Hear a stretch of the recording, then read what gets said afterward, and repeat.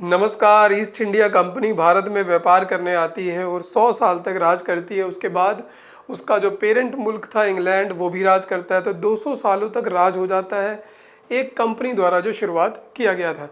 तो ऐसा नहीं है कि ये पुरानी बात थी, ये नई भी है। इस पर बहुत सारी एलिगेशन चाइना के ऊपर लगती है, किस तरीके से वो पैसे के बल पर जो छोटे देश है, अंडर डेवलप कंट्री है, वहाँ पर उनकी पॉलिटिक्स में इंटरफेरेंस करता है, उनकी इकोनॉमी को तबाह करता है, वहाँ पर एक तरीके से कर्जदार बना देता है उनको, और फिर वहाँ पर उनके जो इम्पोर्टेंट एसेट होती है उनको लीज पर ले लेता है, जैसा उसने श्रीलंका में किया, जिसकी वजह से वहाँ पर 2022 में पूरा एक विद्रोह हो जाता है।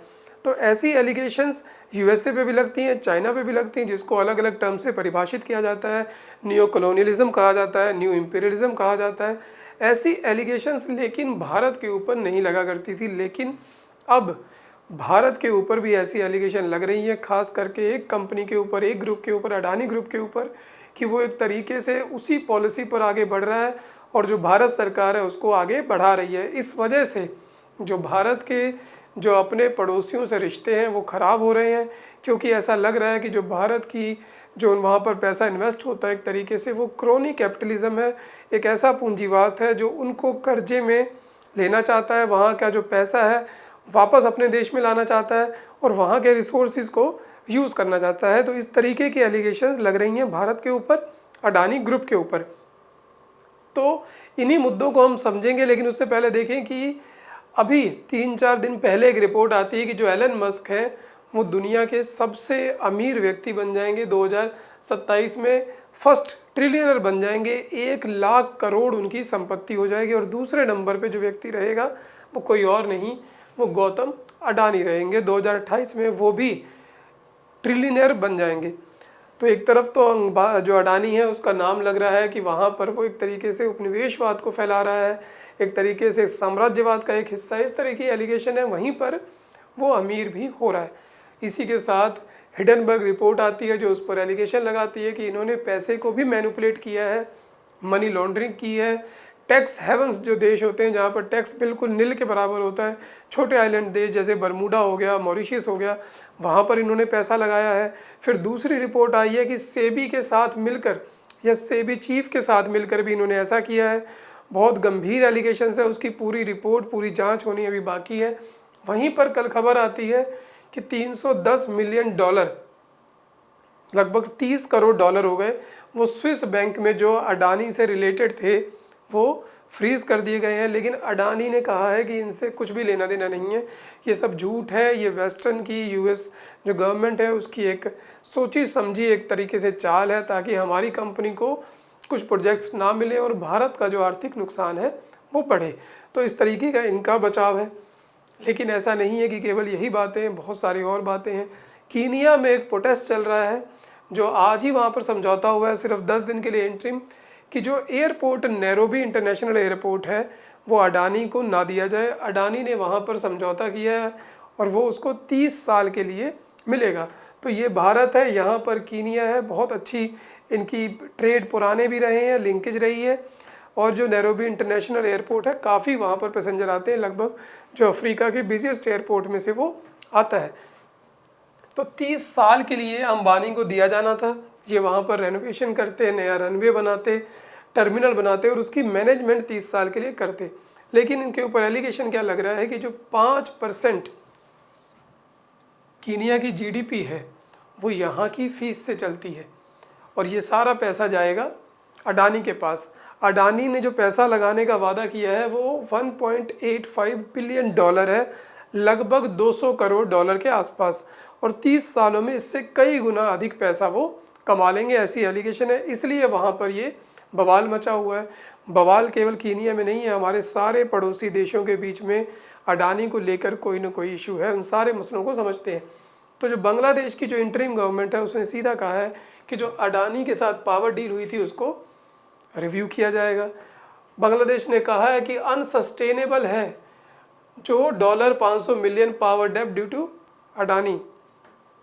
अडानी ने वहाँ पर डील साइन की, प्रधानमंत्री मोदी के साथ जाकर वहाँ पर वो मिलते हैं, डील साइन होती है कि अडानी झारखंड में एक थर्मल पावर प्लांट लगाएंगे, उसकी जो जितनी भी वहाँ से बिजली बनेगी वो सारी की सारी बांग्लादेश को सप्लाई होगी, लगभग दोगुने दाम पे जो बांग्लादेश में लोकल मिल जाती है। उसके अलावा 400 मिलियन डॉलर यानी कि 40 करोड़ चाहे ये बिजली भेजें चाहे ना भेजें, बांग्लादेश को अडानी कंपनी को देना ही पड़ेगा उस पूरे प्रोजेक्ट की मेंटेनेंस के लिए, वहाँ पर लेबर रहेगी उसके लिए। तो जब ये सरकार गई है और जब थी तब ये एलिगेशन लग रहा था कि शेख हसीना ने केवल प्रधानमंत्री मोदी को खुश रखने के लिए, खुश करने के लिए ये प्रोजेक्ट किया है। इसकी बांग्लादेश में ज़रूरत भी नहीं है और रेट भी बहुत हायर किए गए हैं और टर्म्स ऐसी हैं कि रिव्यू भी नहीं किया जा सकता। तमाम फॉरेन जो कंपनीज थी उन्होंने कहा कि ये डील गलत है, तमाम तरीके की एलिगेशन लगी। तो देखिए जो इतना पैसा है वो उनको देना ही पड़ेगा। उसके बाद यहाँ पर 1600 मेगावाट का ये प्लांट है, इसने अभी बिजली सप्लाई नहीं शुरू की है। जो एक और गंभीर आरोप लग रहा है वो देखिए, उसके द्वारा बांग्लादेश डेवलपमेंट जो पावर डेवलपमेंट बोर्ड है उसने कहा है कि जो अदानी ग्रुप है जो कोयला खरीद रहा है जिससे वो बिजली बना रहा है वो किसकी माइंस है, वो अदानी की ही माइन है। कहाँ पर है? कैरमेचल माइंस इन ऑस्ट्रिया। तो ऑस्ट्रेलिया में अपनी माइन से ही लेकर वो झारखंड में बनाएगा बिजली और बांग्लादेश को बेचेगा और महंगे दाम पर बेचेगा। और दूसरा एलिगेशन कि वैसे तो उसका जो रेट है वो $250 मीट्रिक टन है जो बांग्लादेश को मिल जाता है आसानी से कहीं से भी, लेकिन जो अदानी खरीद रहा है अपनी ही माइन से वो $400 पर मीट्रिक टन है, लगभग दुगने के आसपास हो गया। तो ऑब्वियस है रेट बढ़ेगा। माइंस खुद की है और खुद का ही प्लांट है, खुद ही खरीदना है, फिर बांग्लादेश को बेचना है और बांग्लादेश को बिजली की ज़रूरत भी नहीं है, ऐसी वहाँ पर एलिगेशन लग रही है। और जैसे ही देखिए तारें कैसे मिलती हैं कि क्यों लिंकेज ना जोड़ी जाए, देखेंगे किस तरीके से ऑपोजिशन इसको देख रहा है। जैसे ही शेख हसीना वहाँ से भागती हैं, भारत में शरण लेती हैं, पहले केवल ये था उसमें कि जो भी बिजली सप्लाई होगी वो केवल बांग्लादेश को जाएगी, लेकिन उसके तुरंत बाद वहाँ पर गाइडलाइंस को बदल दिया गया है। और कब दिया गया है कि अब वो किसी को भी एक्सपोर्ट कर सकता है डोमेस्टिकली, पहले नहीं था। तो इसका मतलब कुछ तो बात मानी ही जा सकती है।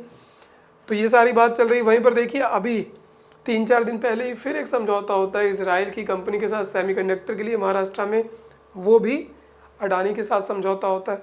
तो अडानी के पास प्रोजेक्ट्स की कमी नहीं है, इसीलिए एलिगेशन लग रही है कि ये जो फॉरेन पॉलिसी है, नेशनल इंटरेस्ट है, वो भारत के इस कंपनी के कारण अन्य देशों के साथ क्लैश हो रहे हैं।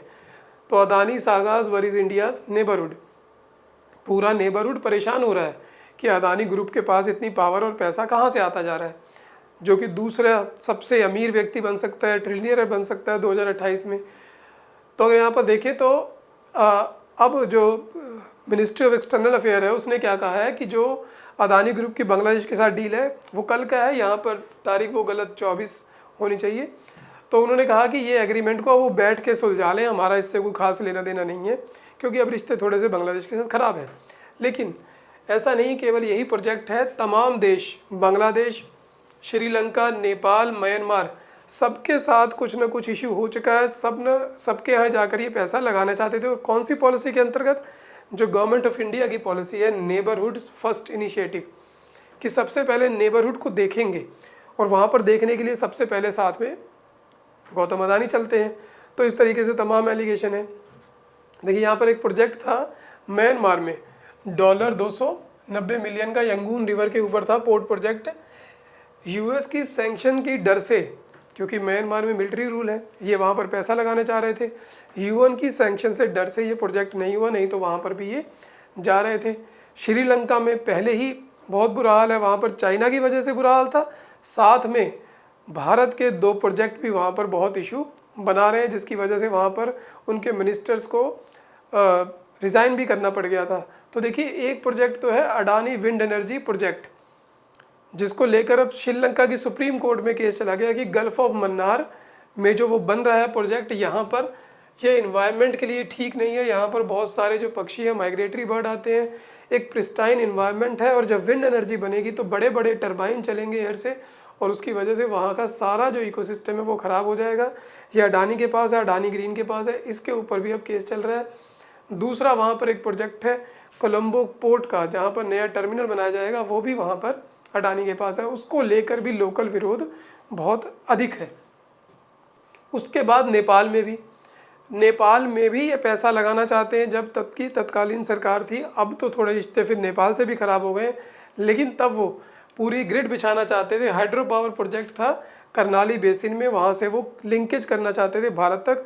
जो पूरा ग्रिड होता वो अडानी ग्रुप करता। तो अडानी ग्रुप बहुत सारे बिजनेस में है, बहुत सारे पोर्ट है, इंफ्रास्ट्रक्चर में, सब जगह पर है, एनर्जी में भी है।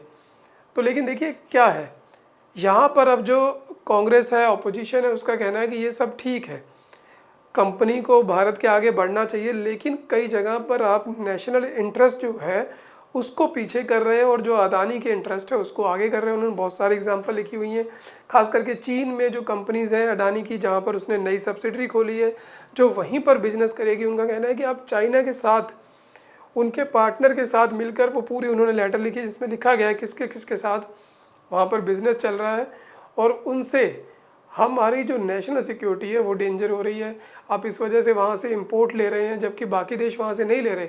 एक तरफ आप कह रहे हैं कि चाइना के साथ बिजनेस नहीं करना है, उसके बाद आप वहीं के साथ समझौता कर रहे हैं। तो जो आप पॉलिटिकल बातें हैं, जैसा कि इनका कहना है कि आप तो कहते थे कि हम उनको डराएंगे, लाल लाल आंखें करके दिखाएंगे, उसके बाद वहाँ पे गलवान क्लैश होता है।